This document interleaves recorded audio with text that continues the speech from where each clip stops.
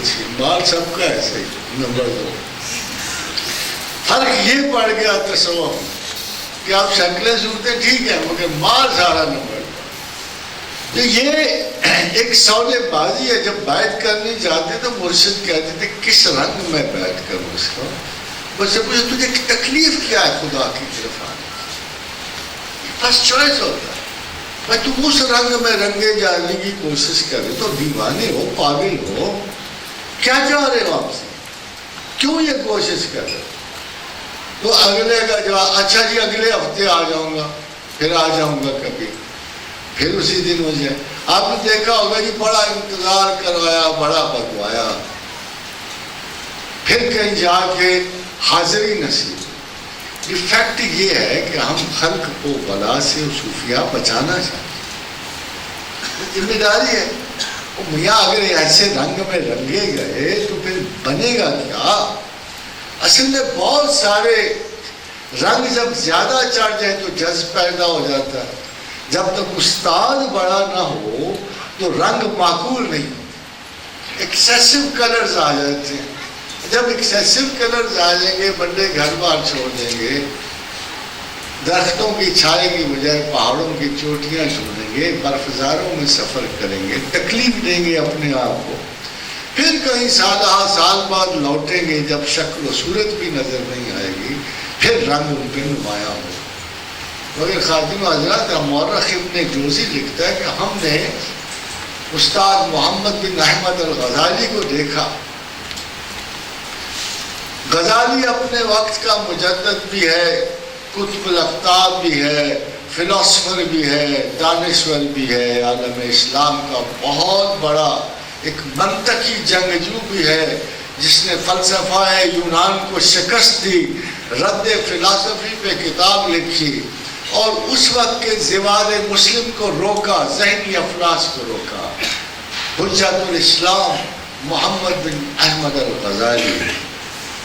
تو ان کے بارے میں ذرا رنگ چڑھنے کی بات سن لینا کہ مدرسہ نظامیہ جو آج تک کورس پڑھائے جاتے ہیں وہیں سے چلے، بغداد کے مدرسوں سے چلے۔ تو پڑھاتے تھے بازو ان کے چڑھے ہوتے، منہ سے کف نکلے، مورخ ابن جوزی نکلتے تھے، ہے کوئی بحث کرنے والا، ہے کس کی ہمت کہ میرے سامنے بولے، حل للمبارزہ، آؤ جس کو میں چکا، آؤ جس کو میں چکا۔ پھر کہتے زبان بند ہو، 3 مہینے کے لیے زبان بند ہو، صدارت نظامیہ چھوڑی، بہروبار چھوڑا، گھر بار چھوڑا، بچے چھوڑے، ایوریتھنگ ہی لاسٹ۔ ایک بات انہوں نے بڑی مخصوص لکھی کہ امام کا لبادہ اس وقت 500 دینار کا ہوتا تھا۔ آج کے حساب میں دینار لگاؤ نا، 500 دینار کتنے ہوتے، اور اس وقت کے دیکھو، یعنی کم سے کم کیلکولیٹ کرو تو 15-20 لاکھ کا تو لبادہ پہنا ہوتا۔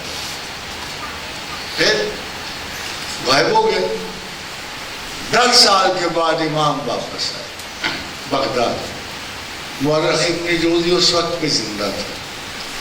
کہا حال یہ تھا کہ جب امام نکلتے تھے مدرسہ نظامیہ کے صدر کے طور پہ تو لوگ پیچھے پیچھے ہٹ جاتے تھے کہ اس کے منہ آنا تو بے عزتی کرانے کے برابر ہے، یہ تو کسی عالم کو چھوڑے گا نہیں، کسی دیندار کو نہیں چھوڑے گا، یہ تو وہ متکبر عالم ہے جس کے ہاتھ سے بچتا ہے کوئی۔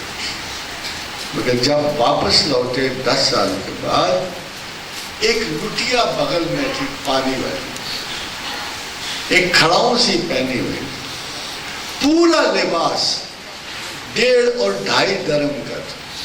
درم تو آپ جانتے ہیں، اس وقت آج کے 2-2.5 روپے کا ایک جس، مگر 1 لاکھ مخلوق استقبال پائی گئی تھی، اور سب امام کے پاؤں چومنے، اس کی خاک لینے آئی ہوئی تھی۔ رنگ کی بات ہے، ایک وہ رنگ تھا، ایک یہ رنگ۔ بعض لوگ رنگ سے تھوڑا آگے بڑھ جاتے ہیں، وہ رنگ کی بجائے قد سے پہچانتے ہیں۔ قد والا بڑا مزاج شناس ہوتا ہے، ایسے چنی ہو رہی یا ویسے چنی ہو رہی، یہ لباس پہنے یا وہ لباس پہنے، اس کی آنکھ بڑی شاطر ہوتی ہے۔ اسی لیے شاعر نے کہا باہر رنگے کے خواہی جامہ برپوش، تو چاہے کوئی لباس بدلے، کوئی انداز اختیار کر لے، کسی بھی رنگ میں آ، من انداز قدت رامی شناسم، میں تجھے تیری عادت سے پہچانوں گا، میں تیرے انداز سے پہچانوں گا۔ جب آپ اللہ کی باتیں کرتے ہو اللہ نظر نہیں آتا، ظاہر ہے وہ ایسا محبوب نہیں ہے کہ جس کے صورت و شکل کو آپ زندہ کر کے اسے یاد کرو، وہ ایسے نہیں ہے۔ آپ کو پھر اس کے صفات سے اس کی شکل کو استوار کرنی، اس کی صفات سے تو خلقوا باخلاق اللہ، ہم نے تمہیں اپنی عادات پہ پیدا کیا نا، ہم نے اپنی صفات پہ انسان کو پیدا کیا۔ 99 صفاتیں انسان کی ہیں، 4000 سے کچھ زیادہ صفات اللہ کی ہیں، مختصر کر کے 99 ہوئی ہیں۔ اگر آپ نے خدا کے رنگ میں رنگا جانا ہے تو پھر آپ کی کشمکش، جسے انگریزی میں کہتے ہیں نا آئیڈینٹیفیکیشن کے لیے ہو۔ آپ نے سنا تو ہوگا فنا فی الشیخ، فنا فی الرسول، فنا فی اللہ۔ پہلے شیخ کا رنگ، پھر رسول کا رنگ، پھر اللہ کا رنگ۔ شیخ کا کیسے رنگ ہوا؟ ابھی آپ دیکھو سب لوگوں نے نا کرتے بھی خان صاحب کے پہنے ہوئے، رنگ میں رنگے گئے، ادھر سے کچھ نے نواز شریف کا جھنڈے پہنے ہوئے، رنگے گئے سارے لوگ۔ چاہتے ہیں ہم کسی مرشد کے درویش کو دیکھ لو، کسی مرشد کے درویش اسی طرح کی پگڑی باندھی جیسے مرشد نے کہا۔ اتفاق سے خواجہ امیر خسرو جو ہے نا، وہ کہیں اندر گئے تو دیکھا کہ خواجہ بزرگ جو ہے حضرت دہلی جو ہے، ان کی ٹوپی تھوڑی ٹیڑھی ہے، تھوڑی سی ٹوپی ٹیڑھی۔ خواجہ باہر نکلے، اپنی کی ٹوپی ٹیڑھی کر کے، اب مخلوق دیکھا ادھر ادھر، یہ کیا چکر ہے آج خسرو کی ٹوپی ٹیڑھی؟ انہوں نے سمجھا شاید کوئی الہیاتی حکم آ، انہوں بھی ٹوپی ٹیڑھی تھی۔ دیکھتے دیکھتے سارے دلی کی ٹوپیاں ٹیڑھی ہو۔ آخر کسی نے کہا یار یہ چکر کیا ہے بانکے میاں، یہ ٹوپی کیوں ٹیڑھی ہے؟ بھائی ہمیں کیا پتا، اس سے پوچھ لو۔ ادھر سے پوچھا گیا، اے میاں آپ کی ٹوپی ٹیڑھی کیوں؟ اجے ہمیں نہیں پتا، پیچھے سے پوچھ لو۔ چلتے چلتے آواز آئی کہ میاں خواجہ امیر خسرو سے پوچھ لو یہ ٹوپی کیوں ٹیڑھی؟ خواجہ نے کہا دیکھو یار مجھے تو کوئی اتنا پرابلم ہی نہیں تھا، میں اندر گیا مرشد شیخ کے پاس گیا، میں نے کہا حضرت کی ٹوپی ٹیڑھی تھی تو میں تو اسی رنگ میں رنگنا چاہتا تھا اپنے آپ کو۔ من فرمایا کہ من قبلہ راست کردم برطرف کشکلا ہے، میں تو بھائی اپنا قبلہ درست کرنا تھا، میرے شیخ کی ٹوپی ٹیڑھی تھی، میں اس انداز کو ایسے معمولی تو نہیں لے سکتا تھا۔ میں نے سوچا آج وہ خاص بات ہے، آج شیخ نے ٹوپی ٹیڑھی کی ہے، میں نہیں کر کے نہیں کہ تم لوگ پاگل ہو، تم نے میری نقل میں ٹوپی ٹیڑھی کر۔ تو رنگ اس قسم کی بلا ہوتا ہے، رنگ فیشن کی طرح ہوتا ہے، بک فیشن آگ کی طرح پڑتا۔ دیکھو آپ کتنا خواتین کو ڈراتے تھے، مردوں کی منتیں کر اہل حدیث والے، خدا کے لیے یار یہ اوپر کر لو تخلیص اوپر کر لو، یار کیا فائدہ تخلیص گر جاتی ہے نیچے۔ ہم تو ابو بکر صدیق کے کام پہ عمل کرتے، وہ صدیق اکبر کے تہمت باندھتے تھے تو ان کے تہمت ذرا نیچے ہو جاتے، پاؤں نہیں کرتے۔ تو جب یہ حدیث آئی نا کہ ذرا اوپر ٹخنے رکھا تو ابو بکر صدیق کو بڑا صدمہ کہ یا رسول اللہ میرے ٹخنے سے نیچے گر جاتے۔ فرمایا صدیق تیرے لیے نہیں ہے، یہ تیرے لیے نہیں ہے۔ وجہ ظاہر ہے کہ اگر سنگھ والا ایک سردار جو ہے 40 گز کی شلوار پہنے گا اس کے لیے تو ہے، اس کے لیے تو یہ حکم ہے۔ او میاں تو کپڑا جو اتنا ضائع کر رہا ہے تیرے 10 بھائی اس سے ڈھانپے جا سکتے، مگر اس کے لیے نہیں ہے جو غرور نہیں کر رہا۔ جب لباس تکبر کا نشان ہو جائے گا نا تو اس کے لیے تو وہ حدیث ہے، مگر اس کے لیے نہیں ہے کہ جو تکبر نہیں کر رہا، جو ویسے ہی ڈھیلا ڈالا بندہ، دبلا پتلا، اوپر باندھتا شلوار پہ نیچے چلی جاتی ہے، اس کا پاؤں میں جانی ہوئی ہے جی۔ اہل حدیث دیکھو بیچارے مر گئے جی، ٹخنی ان سے کروا، لوگ اتنے گئے گزرے ہو گئے کہ انہوں نے توڑ ڈالی شروع کر دی، نیفے میں بد شکل ہو گئے اس ہدایت کے اوپر، مگر کرتے کیا، پھر بھی ٹخنی نیچے آ جاتی۔ ایک فیشن آ گیا، پتہ نا فیشن آ گیا نا، وہ فیشن کیا آیا، والنٹریلی مرد عورتوں نے بھی ٹخنے اوپر کری۔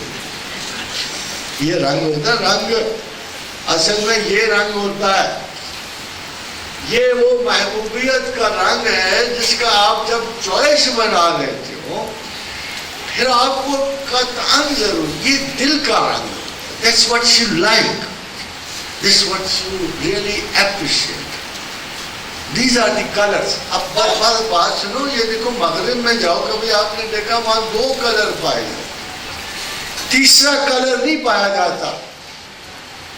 ساری فلمیں دیکھ لو، ساری کلر آف منی، بڑی بڑی فلمیں اسی موضوع پر فلمیں، کلر آف منی، ایسا رنگ دکھا ہے۔ ایک اور بھی کلر پائے، colour of women, colour of men, یعنی جنسیت اور مال کے سوا تیسرا رنگ ہی نہیں پائے گا۔ آپ کہاں اخلاص ڈھونڈنے جاتے ہو؟ آپ کہاں اخلاص ہو؟ بڑے بڑے لوگ ادھر گئے اور سوچا کہ وہاں کچھ اخلاص مل جائے، جب تیسرا رنگ ہی کوئی نہیں تو کہاں سے ملے؟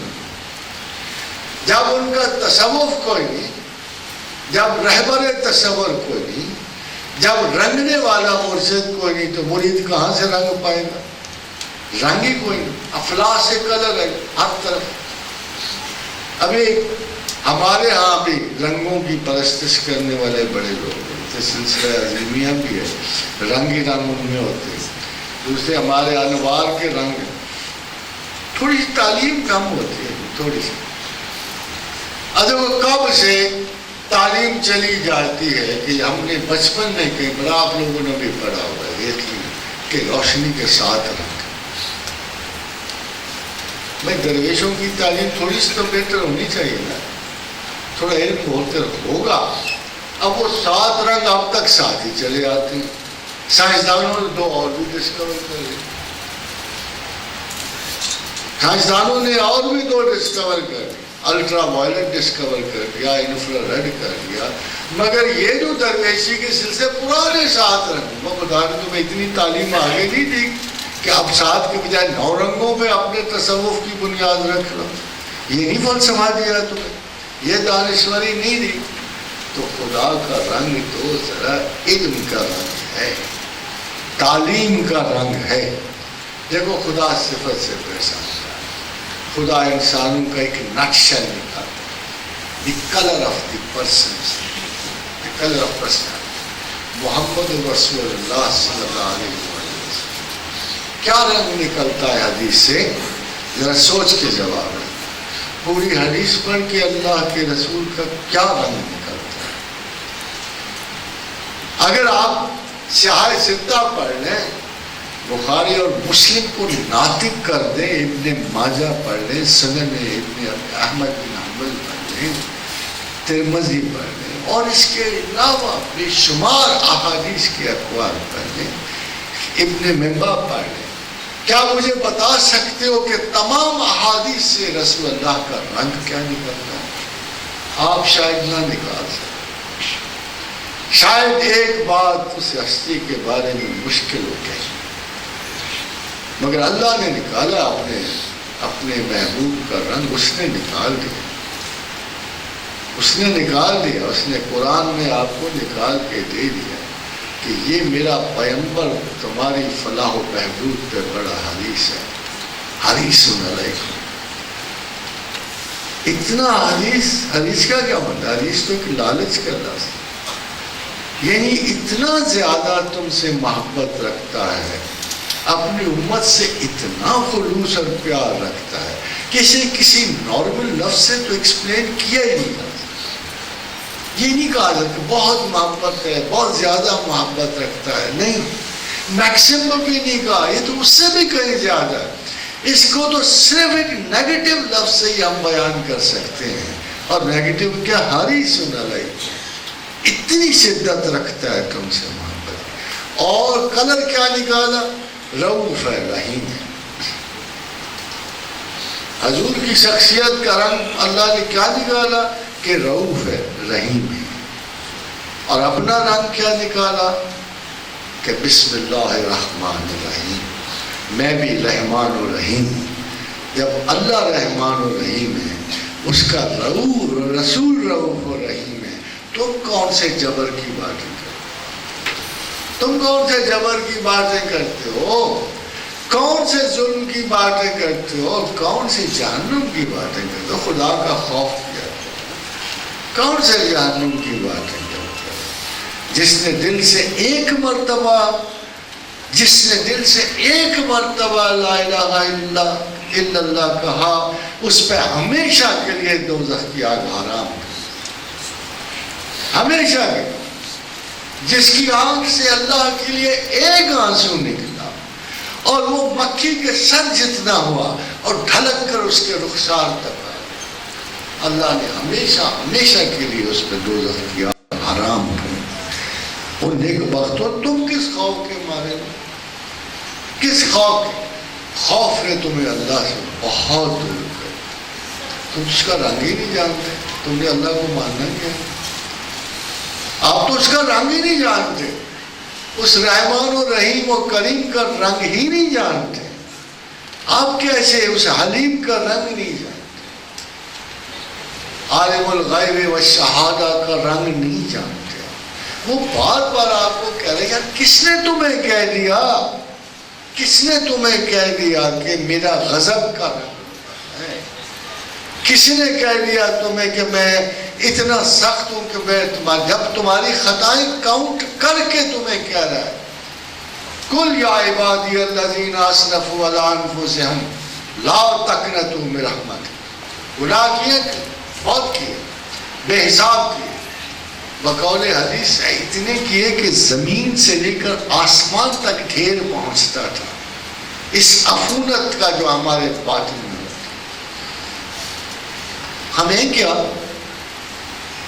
ہمیں کیا افسوس ہوگا؟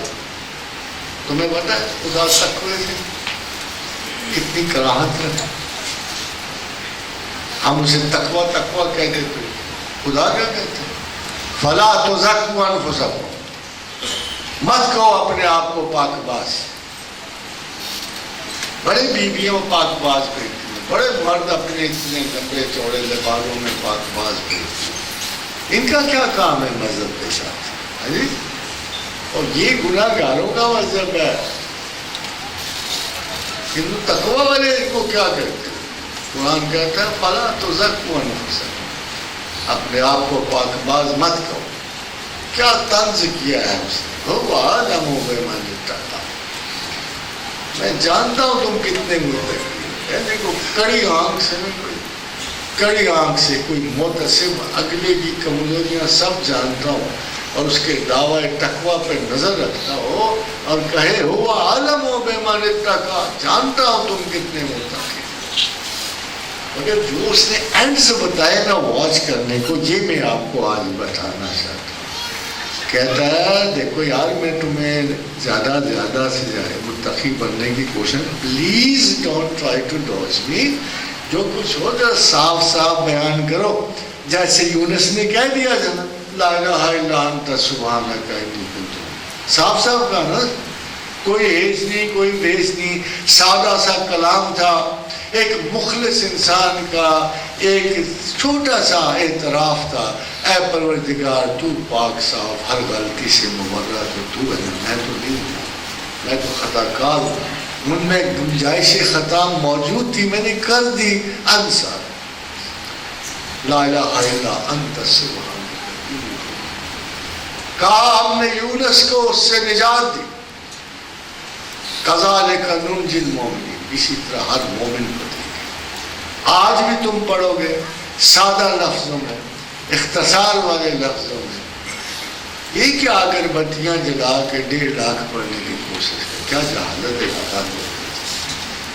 سادہ سے لفظ، سادہ اخلاص، محبت، اوپر سے اتنی مہنگی گلیاں بچھا کے کمرے میں بچھائی ہوتی ہیں، اور وہ اگربتیاں بھی 15-16 ہر جگہ لگی ہوئی ہیں۔ جب اس کمرے سے گزرو سر چکر آ جاتا ہے، جس میں آیت کریمہ بڑی جا رہی ہے، پتہ نہیں خواتین کی ہمت ہوتی بیچ میں بیٹھی رہتی۔ کوئی طریقہ یاد، کیا اسی طریقے سے پڑھی تھی؟ کیا یہ رنگ ہے انسان کے اخلاص کے جیسے تم کرو؟ اس شخص کو دیکھو یہ مچھلی کے پیٹ نہیں نکل گیا ہے۔ ابھی بڑے عالم اٹھیں گے جناب قادری جیسے، وہ کہیں گے کہ اندر انٹیریور ڈیکوریشن کے لیے فرشتے موجود ہیں مچھلی کے پیٹ۔ آج کل کے لوگ غیر معمولی مذہبی کیفیات پیدا کرنے کے لیے پاگل ہوتے ہیں، غیر معمولی مذہب۔ یار بات سنو، جو بھی مذہب کے نام پر اٹھے گا خدا اور رسول کی بات کرے گا، تم کہیں گے باتیں تو اچھی کر رہا ہے، تم تو یہی کہو باتیں تو اچھی کر رہا ہے، مگر وہ فراڈ ہوگا یا صحیح ہوگا، سارے باتیں تو اللہ اور رسول کی کریں گے نا، تو غیر مذہبی بات تو نہیں کریں۔ کیا یہ پھر آپ کا کام کیا رہ جاتا ہے کہ ڈسائفر تو کرو کون سچا کون جھوٹا، کون شیطان کے رنگ میں ہے کون رحمان کے رنگ میں۔ ایک دو باتیں بتا دوں آپ کو کہ میں دیکھو یار آج تک 1500 برس کی بھی پڑھ رہا ہوں، بڑے میں نے مسلمان علماء کو، بڑے مسلمان حکمرانوں کو دیکھا، مگر آپ کو یقین سے کہتا ہوں کہ ایسا فضول فکرہ میں نے آج تک 1500 برس کسی مسلمان سے نہیں سنا۔ پتہ کیا فکرہ تھا؟ سر عام پکارا جا رہا تھا، اگر میں جھوٹ بولوں تو شفاعت رسول سے محروم ہوں۔ سنا آپ نے؟ سنا تھا نا؟ کوئی مسلمان یہ فضول ترین جملہ سوچ بھی نہیں سکتا جب کہا جاتا ہے۔ اس سے بہتر کوئی مثال ہے کسی کی نیکی کی کہ اس وقت جھوٹ بولا جا رہا تھا، اس وقت جھوٹ بولا جا رہا تھا اور کہا جا رہا تھا کہ اگر میں جھوٹ بولوں تو شفاعت رسول سے محروم ہوگا۔ کسی نے زندہ کسی کو شفاعت رسول سے محروم دیکھنا ہے، درنے میں ضرور جانا، داد بھی دینا۔ رب کعبہ کی قسم ہے، اگر آج کسی شخص نے تو سب سے بڑی توہین رسالت کی ہے، اگر کوئی اس طرح کا سودا کوئی کرتا ہے مسلمان، اور میں تو کہتا ہوں میں 1 کروڑ جھوٹ بولوں، میں انگنت اربعہ ارب گناہ کروں، مگر مجھے آسرا شفاعت رسول۔ مگر یہ کیا بدبخت ہے جو سر عام پکار کے کہتا ہے، اور اس وقت 100% جھوٹ بول رہا تھا کہ اگر میں کوئی جھوٹ بولوں تو میں شفاعت رسول سے۔ اور دکھاتا ہوں آپ کو کیسے یادداشت جھوٹے کی خراب ہوتی ہے، یادداشت بڑی خراب ہوتی ہے۔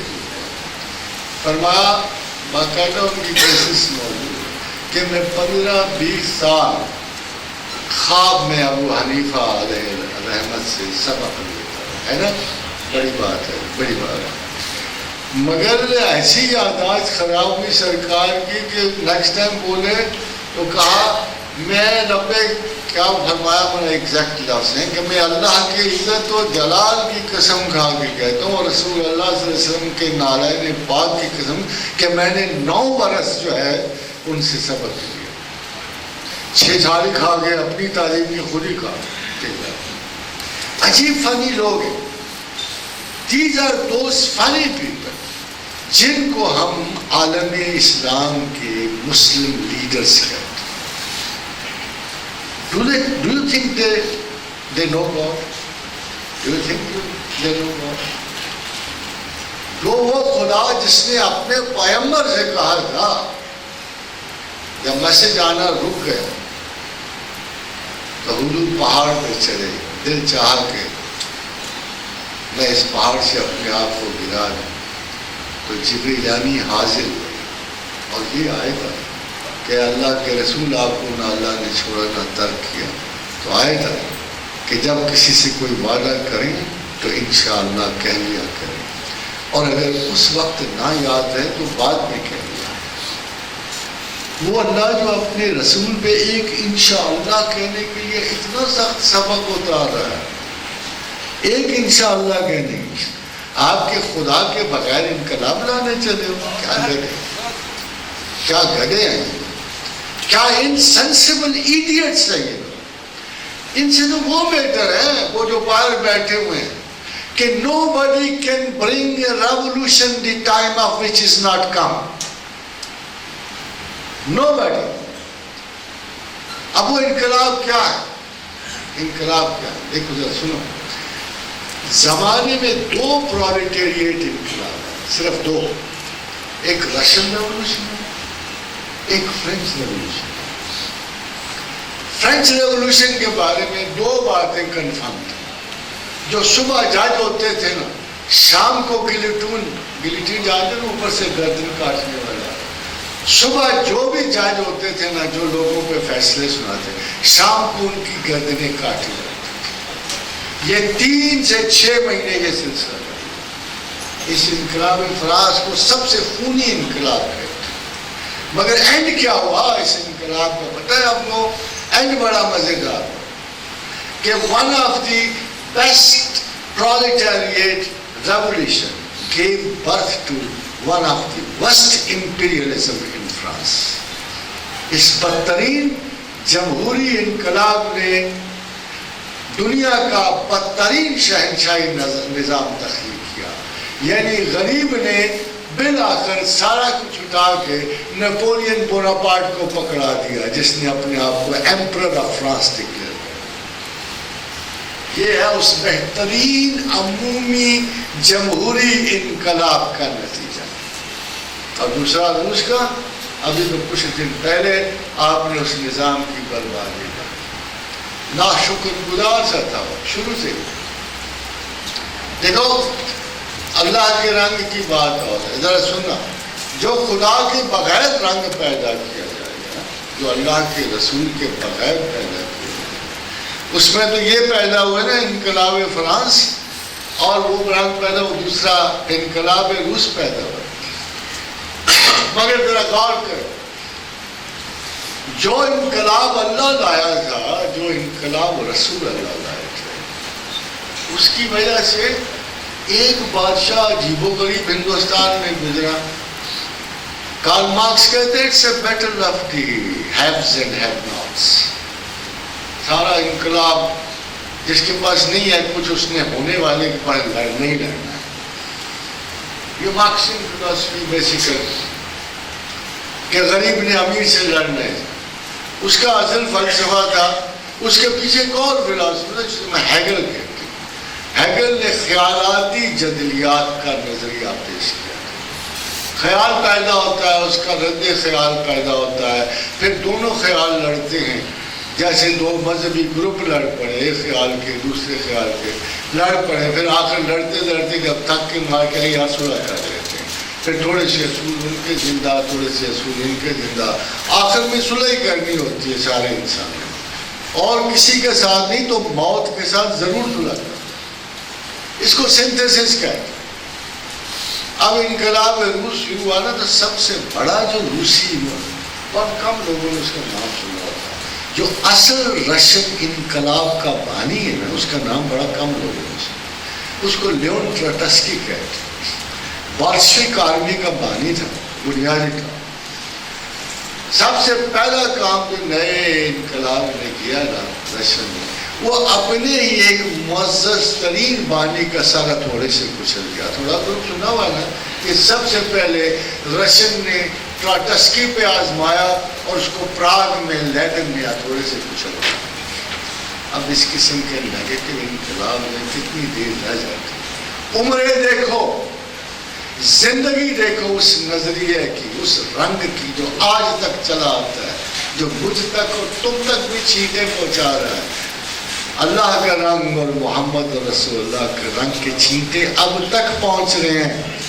ہم اگر نہ بھی مخلص ہیں یہ تو دعویٰ کر سکتے ہیں کہ مسلمان مومن ہونے کا دعویٰ نہیں کر سکتے. یہ ہمارے پاس ججمنٹ نہیں ہے، یہ ججمنٹ اللہ کے پاس ہے. بٹ اسٹل اس رنگ کی محبت اور جھلک تو آج تک پہنچ رہی ہے. 70 سال بعد کارل مارکس کا نظام ہی ختم ہو گیا بیچارے کا، صرف 70 سال، اور وہ بھی لڑ بھیڑ کے، اور وہ بھی مسلمانوں کے ان پڑھ ترین طبقے کے ہاتھوں ختم ہو گئے. یہ رنگ آپس میں لڑتے جھگڑتے رہتے کیونکہ ان کی تسلی نہیں ہوتی. کلر کی چینج ایک مسئلے کو بنا ہو، مگر جن کو اصلی رنگ چڑھتے ہیں وہ ہر صورت کوئی قربت مدینہ کی خواہش کر رہا ہے، تو مکہ کے طواف کی فکر، جواں مرغے کس کر صحرائے ہر شام، تو شاید پر و فکر آشیانہ. بوڑھے ہونے لگتے ہیں مسلمان، پلے کچھ بھی نہیں ہوتا. نور کا مسئلہ اٹھایا، بیوی کو برا کہ بہت بدتمیز ہوتی جا رہی ہے، بچوں کو ڈانٹ پٹکار شروع کی. نماز ہی نہیں پڑھتے کم وقت، بھلا اس عمر میں تم نے پڑھے تھے؟ سارا سال گئے، اپنے شوق ختم ہوئے، دوسروں کے شوق پہ حدود لگا. کوئی طریقہ ہے یار مسلمانوں میں ہے کوئی رنگ ڈھنگ؟ بھائی کم از کم ان کو اپنے جیسی زندگی تو جینے دو. یہ کیا ہوا کہ ساری غلطیں عمر آخر میں جا پڑی. بچے یہ نہ کریں، بچے وہ نہ کریں، بچے بدتمیز ہو گئے، بچے برداشتہ پڑ گئے. یہ کون سا رنگ ہے کہ تم اللہ کو مانتے ہو، مقدر کو مانتے ہو، تقدیر کو مانتے ہو، خدا خدا کرتے ہو، اور بچہ اگر ایک جماعت فیل ہو جائے تو ساری خدائی بھول جاتے ہیں. ماں پاگل ہو رہی ہے، بچہ پڑھ نہیں رہا. بھائی اگر 6 بچے ہیں اور ایک کی تعلیم اللہ نے میٹرک لکھی ہے اور ایک کی پوسٹ گریجویٹ لکھی ہے تو تم اسے روک لو گے؟ وہاں تو مقدر کے قائل کیوں نہیں ہوتے؟ With the best of the efforts. کیا پاگل پانے جی کہ پہلے کیا تھا، پہلے بچہ فرسٹ ٹاپ پوزیشن، اب کیا ہوا سیکنڈ پوزیشن میں آ رہا. اب بچے کو گولی مار دو گی اس وجہ سے. وہ کیا ٹینشن تم لوگوں نے سوال کی ہے بچوں کے بارے میں، بڑوں کے بارے میں، بیٹیوں کے بارے میں. ہر جگہ آپ لوگوں کے ذرا سی خامی ہے. This is what you are not involved into God. I am telling, اس لیے کہ آپ خدا بھولے ہو، آپ مقدرات بھولے ہو، آپ اپنے آپ کو حاکم سمجھتے ہو ہر اس تقدیر کا جو آپ کے غلبے میں آتی ہے. آپ منتقم ہو جاتے ہو، آپ لوگوں سے بدلہ لیتے ہو، آپ لوگوں کے مال و اسباب کو چھینتے ہو، آپ ہی لوگوں کی جانیں قبضے کرتے ہو. خدا کہاں؟ بٹھا کے عرش پہ رکھا ہے تو میرا باعث. خدا ہی کیا ہے جو بندوں سے اعتراض کرے. یہ وہ رنگ ہے جو آپ کو ہر صورت اخلاص کی وجہ سے اپنے دل میں پیدا کرنا ہر صورت ضروری ہے.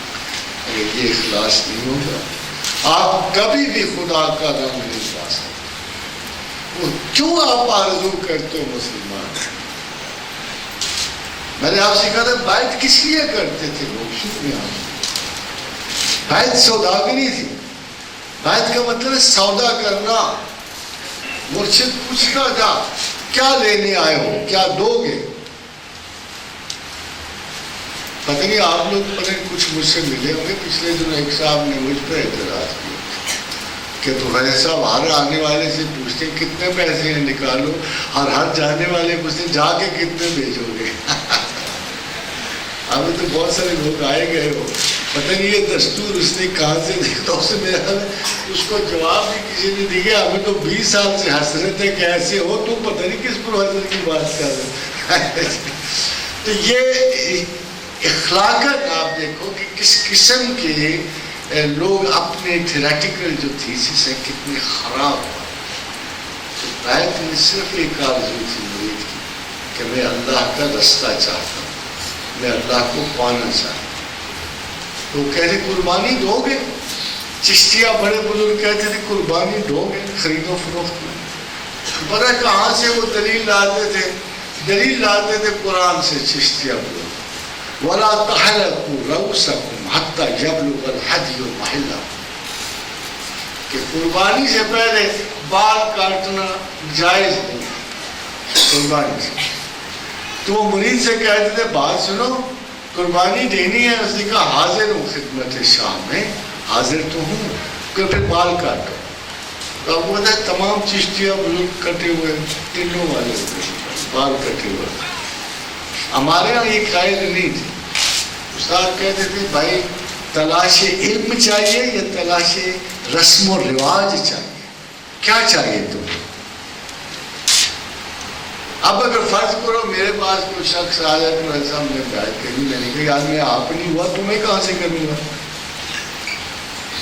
کیونکہ وہ بیعت اب وہ خانقاہوں سے نکل گئی ہے، خانقاہوں میں وہ رئیس نہیں رہے جو خرید و فروخت کرتے تھے، جو اللہ کا رنگ بیچتے تھے، اب خانقاہوں میں وہ رئیس نہیں رہے، وہ دکاندار نہیں رہے، اب خواجہ مہر علی نہیں رہے، اب معین الدین چشتی اجمیری نہیں رہے، قطب الدین بختیار کاکی نہیں رہے، اب علماء کا زمانہ، اب مسالے کا زمانہ، اب لوگ سکول بیچتے ہیں، مونٹیسری اسکول بیچتے ہیں، کوئی بچپن کے اسکول، اب لوگ خدا کا نام بیچتے ہیں، خدا کا رنگ نہیں بیچتے۔